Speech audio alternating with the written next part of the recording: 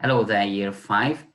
Today it's a science class again. Welcome back to my channel, and we are going to continue our special geography studies within the science chapters. And I would like you to have a look at an image. I would like to share the screen of my iPad so you can see an image here. Just a second. Not this one, but this one. So please have a look at this map. You can see that it's a map. You can see the lines of continents.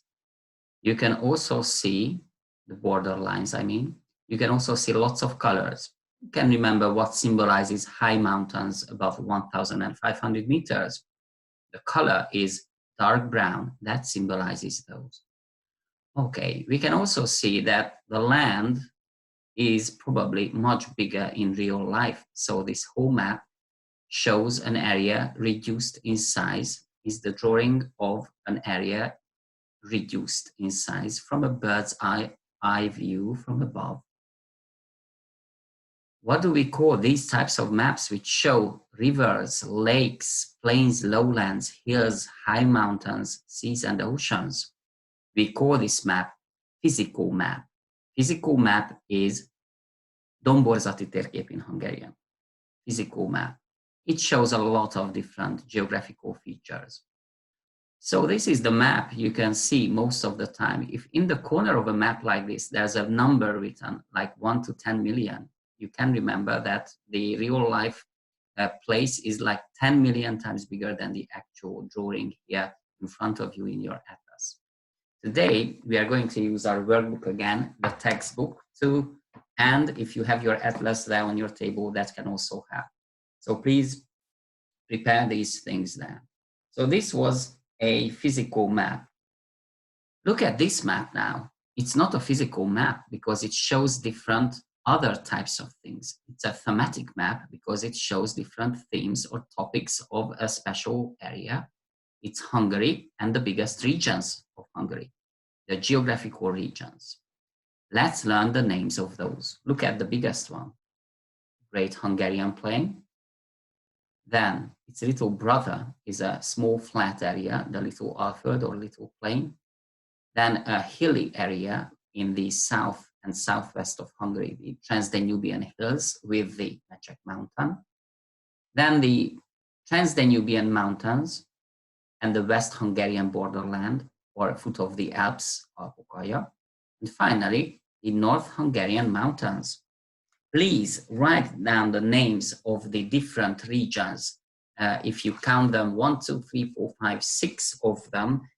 So please write their names just in English on page 89 in your workbook. This is task 5. You can stop the video footage now and do the task. You can see the image here. So if you finished writing the names of the geographical regions, let's continue with maps. You know that lots of colors can help you when you check a map. These hues of colors here can help you find out about elevation. Elevation is nothing else, but that shows how high an area is or how deep it is under sea level. Actually, they made a mistake here because this should be an A there, not a double E, because it refers to big waters. It's from your book. So you can just correct that kind of thing in your book as well, page 93. So if you know about colors on a map, you can easily see that there are so many different maps with lots of different colors. If you look at this one, this is also a thematic map, not a physical map. You can't see mountains, rivers, or anything like this here, but the different waters of an area. So actually rivers are shown, but in a very special way. We call these maps, these thematic maps, hydrographical maps. Hydrographical means vízrajzi térkép. It shows much more than just a river. It shows different water features of an area.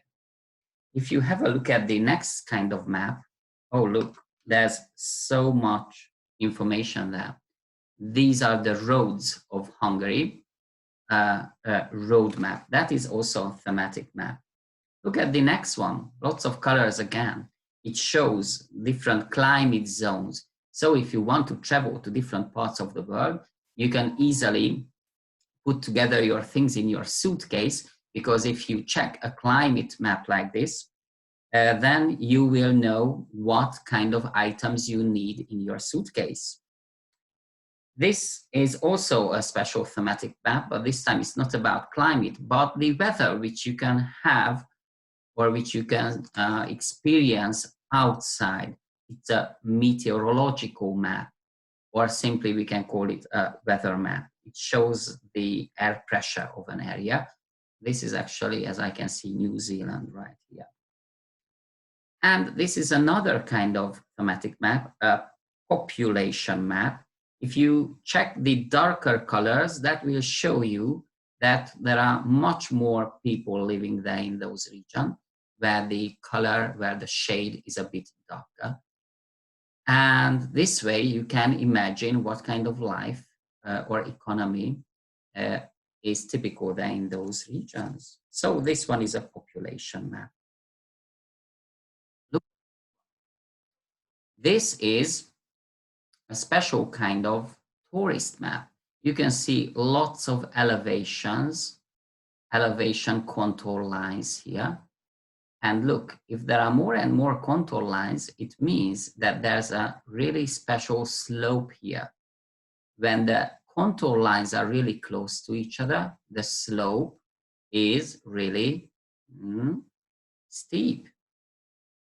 If the contour lines are further away from each other, like here, then the slope is not that steep, it's a bit more gentle. So maybe it's like this.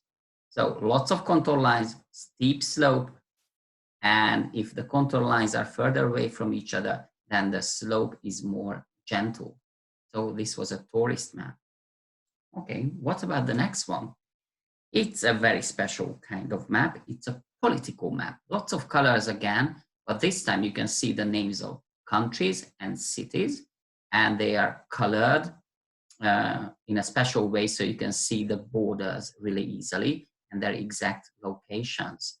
Political maps can give you a lot of information, not just about cities and countries, but also some other things like the size of the city, because bigger cities can have different kind of dots on a map like this. These maps can also show you, in certain cases, road structures, the major road systems or railway systems of a country. So what did we have so far? I tried to collect all the important information for you about maps, and I would like you to stop the video footage and write down the information about them, the different categories of maps. Please write the title, Maps, 20th of April, 2020. Physical map, what was the first one we started with, domborzati térkép. Then thematic maps, tematikus térképek, hydrographical, climate and meteorological map, road map, population and tourist map. These were all mentioned. Then I highlighted here political maps and topographical maps. Topographical maps can give you information about the elevation of an area, slopes, can you remember, steep or gentle, and they use contour lines to help you with these. And political maps can show you borders, cities, county, towns, and lots of other things, major roads and railway systems. I just put here some of these special words in Hungarian, which can help you understand the whole thing a bit more. So stop the footage, write these down, and then we can move on, because I would like to show you now the political map of Hungary.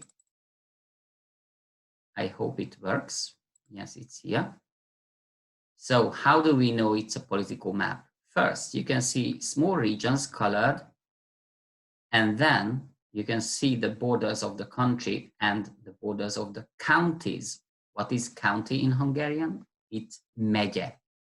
And if I want to, I can even put the little dots which symbolize county towns.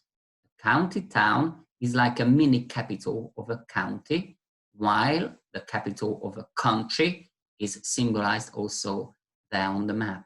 The capital of Hungary is Budapest, of course, but the county towns are also here.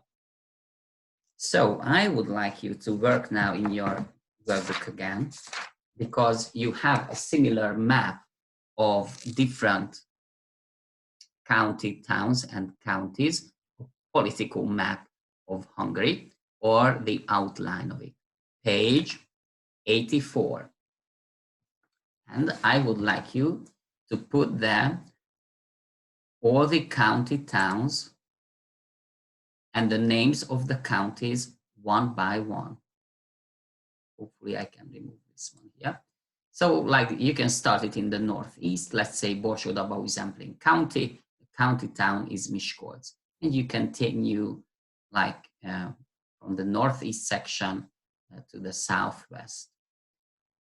Please remember that Pest County doesn't have a county town center, because Budapest is an independent thing because of its special status as the capital city in Hungary. But you can just do all the rest and then count them when you finish. You should have 19 different counties and 19 different county towns, okay? So you can stop the video footage now and do this task. I know it's long, but you live in this country, so you need to know them all. To tell you the truth, actually, a couple of years ago, we learned all these. We even had tests from them. So I hope those children or students who were here in Hungary at that time can remember these really, really well. So if you finished this, I'm just going to check what else I have. Just one more thing in your workbook. And I would like you to have a look at that part as well. So I'm going to share my iPad screen once again.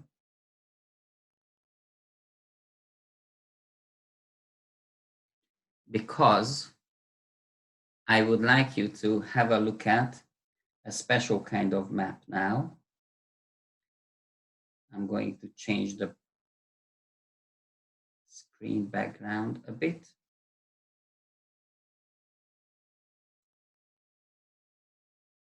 So hopefully you can see this in a second. Yeah, so this is the map we need. It's on page 87 in your workbook. Task 1. And this time, if you look at the instructions, color the landscape, the rivers and the lakes of Hungary with suitable colors. Then write the name of the neighboring countries in the right places. So you need to open your atlas as well, because you need to make a physical map this time. So they would like you to color this map appropriately. So for example, if you check, let's say, this region here. Sorry. So this region here, which is a mountain range system, you should have what color? Kind of brownish color, because it's a middle mountain range zone. So you can color it brown. Or if I check another region, the Great Plain area, then I should color this one green. So please continue coloring your map in accordance with the geographical landscapes. Use your physical map in your atlas, and then you will have a perfect map of Hungary. After this, please write the names of the neighboring countries around it, because the instruction, yes, it says that too. Write the name of the neighboring countries in the right places. So Slovakia in the north, I'm also putting here that it's in the north. Then the Ukraine,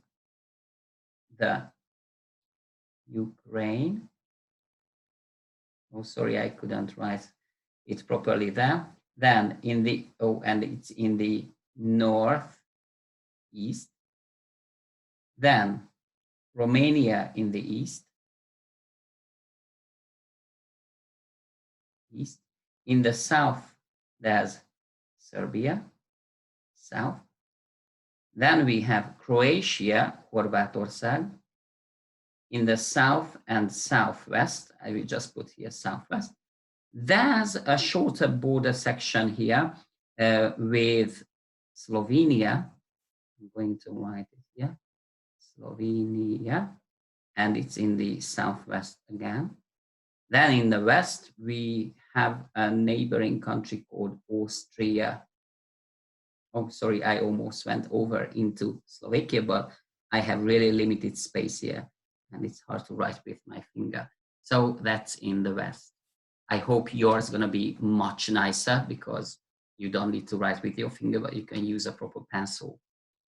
So ladies and gentlemen, when you finished working with all these and you practiced the county towns, neighboring countries, and so on and forth, please read the unit about maps, page 95 in your book.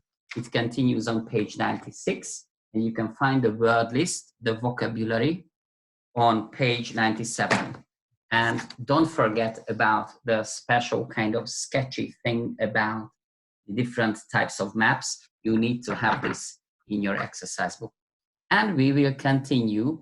We will check all the tasks in the workbook later on. But until then, bye-bye, everybody.